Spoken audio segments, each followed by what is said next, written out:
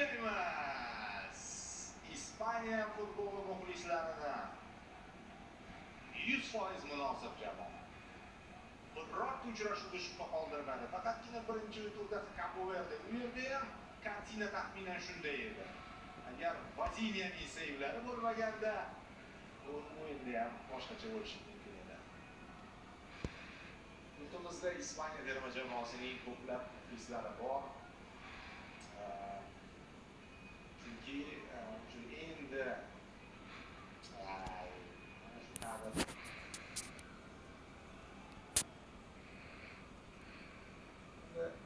shu xarakter bo'lmaganda, qazishni yomon ko'rmaganda, og'ir qabul qilmaganda ular cho'qqina zabt etishmas.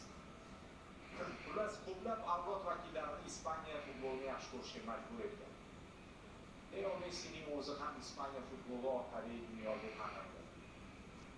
La Masiyada uni ishonch bildirdi. Leo vaqt o'tib bu g'alabani, ya'ni bu mag'lubiyatni ham to'g'ri qabul qildi. Hozir Zo'rtava telekanali 40 kundan oshdi. Undan ham baxtli boshlangan sa'y-harakatlar. Terma jamoamizning o'rtoqlik o'yinlari ham joyidan translyatsiya qilindi.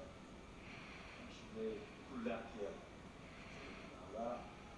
Eng yirik kompaniyalar bilan bir qatorda O'zbekiston nufuzi uchun media maydonda faol harakat qilishyapti. Litsenzion rasmiy translyatsiyalar xarid qilinyapti. To'liq masshtabda muxlislar e'tiboriga taqdim etildi. Boya aytib o'tganimdek, oldinda bizning Chempionlar Ligasi, Yevropa Ligasi va nasib qilsa yana turnirlar chiqadi. Hamkasblarga rahmat. Mana shu turnirdagi ajoyib faoliyat uchun. Asosan sharhlovchilar efirga chiqdi. Efir ortida katta jamoa ishladi. Har bir va siz aziz tomoshabinlarga, o'zbekistonlik muxlislar dunyoda tengi yo'q. Rahmat sizlarga. Sizning aktivingiz borgan sari kuchayib, hali yo'limizni eng yuqori cho'qqilarga olib chiqadi. Buning uchun yillar va mehnat.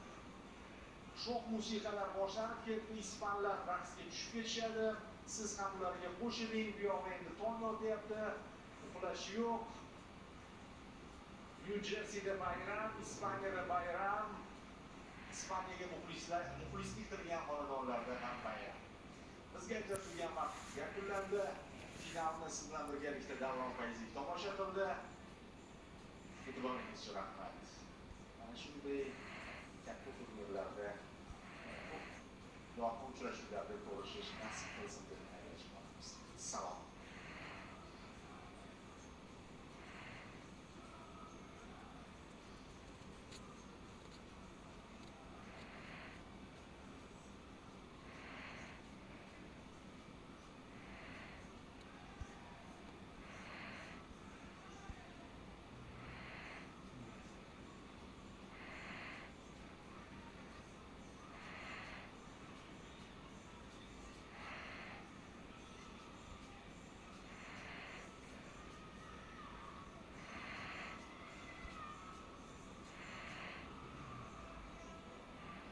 Siz bilan bu yerda Imron xayrlashadi.